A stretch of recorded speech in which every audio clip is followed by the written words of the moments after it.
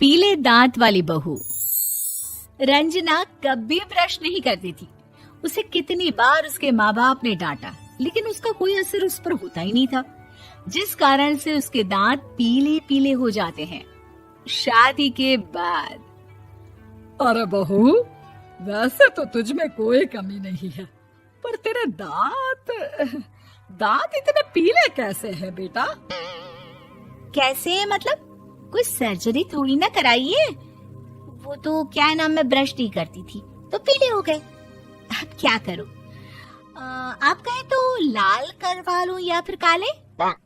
यार ये क्या है, क्यों माँ से लड़ रही हो? लड़ रही हूँ? अरे मैं लड़ रही हूँ या ये बोल रही है कि दांत पीले हैं, पीले। अरे तपस्या थोड़ी ना की है इन्हें पीले करने के लिए। बकायदा ब्रश नहीं किया है 20 साल तक, तब जाकर। छी, कैसी बात कर रही हो? ये उस वक्त तो पीले नहीं थे जब हम लोग तुम्हें देखने आए थे। अरे तब साफ करवा लिया होगा डेंटिस्ट के पास जाकर। अब देखो कैसे पीले पीले लग रहे हैं। रंजना सास की तरफ गुस्से से देखती है। फिर शुरू हो गई पीले पीले पीले। अरे पीले तो तब भी थे जब मेरे हाथ का रसगुल्ला उड़ा उड़ा कर खा रही थी और बोल रही थी, लड़की नहीं गुणों का खजाना दे रहे भाई साहब आप। खैर, अब वो लोग करते भी तो क्या करते, पीले दांत वाली बहू पल्ले पड़ी थी तो झेलना तो था ही। एक दिन कीर्तन में रंजना गाना गा रही थी। अरे कमला बहन, माँ का द्वार है, यहाँ तो सब शुद्ध होकर आते हैं, फिर अपनी बहू को ब्रश भी नहीं करवाती तुम। दूर से पीले पीले दांत भक्ति में बाधा उत्पन्न कर रहे हैं। अरे कोई 2 साल की बच्ची थोड़ी ना लेकर आई हूँ मैं बहू बनाकर। अच्छी खासी लड़की है, अरे कैसे करवाऊं ब्रश? ये तो उसे खुद करना चाहिए ना। अब माँ बाप तो इसके जैसे तैसे निपटा दिए, ये नहीं सोचा कि सास कैसे संभालेगी। सास बहू को लेकर घर आ जाती है, लेकिन सोच लेती है कि अब इसे लेकर कहीं नहीं जाएगी। अगले रोज बहू कहती है, अरे क्या हो गया, मंदिर नहीं जाना क्या? कीर्तन का वक्त हो रहा है। मेरी मधुर वाणी से कान्हा जी जागते हैं और सोते हैं। आप तो जानती है ना उनकी भक्ति में कितना मन लगता है मेरा। वो क्या है ना, तबीयत ठीक नहीं लग रही है मेरी, आराम करूंगी मैं। तबीयत ठीक नहीं लग रही? अभी तो मिथुन के गाने पर नाच रही थी आप, और अब बोल रही है कि तबीयत ठीक नहीं लग रही।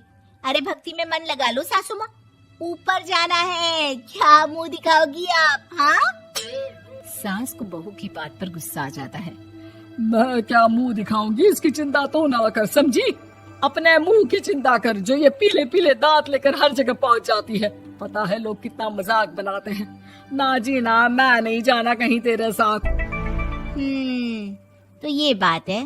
कोई ना, मत जाओ, मैं अपने कमरे में ही बैठकर भक्ति कर लूंगी। ऊपर वाला दांत थोड़ी ना देखता है, मन देखता है, भावना देखता है। और अरे बस बस, तू सब कुछ दिखा, बस ये सफेद चमकदार दांत ना दिखाना किसी को, है? जा यहाँ से। बहू को सास की बात का कोई फर्क नहीं पड़ता, वो तो जैसी थी वैसी ही रह जाती है। सुबह नहाकर किचन में खाना बनाना, फिर खाना खाना, कीर्तन भजन करना और सो जाना। एक दिन, माँ जी मैं सहेली के घर जा रही हूँ, शाम को लेट आऊंगी। हाँ हाँ तो जाना, मैंने कौन सा तेरी आरती करनी है घर पर बैठकर। रंजना सहेली के घर जाती है, जहाँ वो पार्टी में जाने की तैयारी कर रही होती है। अरे शिखा, कहाँ जाने की तैयारी कर रही है? मैं गलत वक्त पर आ गई क्या? अरे नहीं यार, उल्टा सही वक्त पर आई है। मैंने ये साड़ी और ज्वेलरी निकाली है यार, शाम को इनके ऑफिस की एक पार्टी में जाना है। बताना कैसा लग रहा है ये सब? नहीं यार, इस ड्रेस के साथ तो वो वाली ज्वेलरी अच्छी लगेगी। हाँ हाँ सही बोल रही है, मैंने ध्यान ही नहीं दिया। वैसे तो हमेशा से मस्त फैशन सेंस रखती है। तो बड़ा जाती होगी ना पति के साथ पार्टी में। रंजना कुछ नहीं बोलती, बस सोचती है कि यार काश ये बात सही हो जाती, पर मैं क्यों नहीं जाती पार्टी में? क्या इन लोगों की कोई पार्टी होती नहीं होगी? रंजना घर आती है और रात में पति से सवाल करती है, एक बात बताइए, आप मुझे किसी पार्टी में क्यों नहीं ले जाते? क्या आपकी यहाँ ऑफिस में पार्टी नहीं होती? पति बेचारा क्या कहता कि दांत पीले हैं तुम्हारे इसलिए। अरे कोई पार्टी होती नहीं हम लोगों के ऑफिस में, तो कहाँ से लेकर जाऊं? और मार्केट, मॉल, कहीं वीकेंड घूमना, कहीं तो। अरे यार सारे हफ्ते में एक छुट्टी मिलती है, तो सोचता हूँ कि आराम ही कर लूं। क्यों? रंजना मन मार के रह जाती है। पहले कभी सास के साथ मंदिर जाया करती थी, लेकिन वो भी सास ने ले जाना बंद कर दिया। घर बैठी बैठी रंजना बोर हो जाती है। तभी उसे आइडिया आता है और वो मायके जाने का सोचती है। सासू माँ, 2 दिनों के लिए मम्मी के घर जा रही हूँ। अच्छा ठीक है, आराम से जा। और हाँ, माँ से कुछ अच्छी आदत सीख कर आना कि कैसे शरीर के हर भाग की तरह दांतों की सफाई भी जरूरी होती है, समझी? शुरू हो गई ना आप। वो लोग आपकी तरह नहीं है कि छोटी छोटी बात का बतंगड़ बना दे। उन लोगों के लिए मैं मायने रखती हूँ, ना कि मेरे पीले पीले दांत। रंजना माँ को बिना बताए उन लोगों को सरप्राइज देती है, लेकिन जैसे ही वो दरवाजे पर पहुंचती है, अंदर देखती है कि घर वाले कहीं जा रहे होते हैं। अब माँ, काश रंजना दीदी के दांतों वाली प्रॉब्लम नहीं होती, तो वो भी हम लोगों के साथ चलती ना बुआ जी की बेटी की शादी में।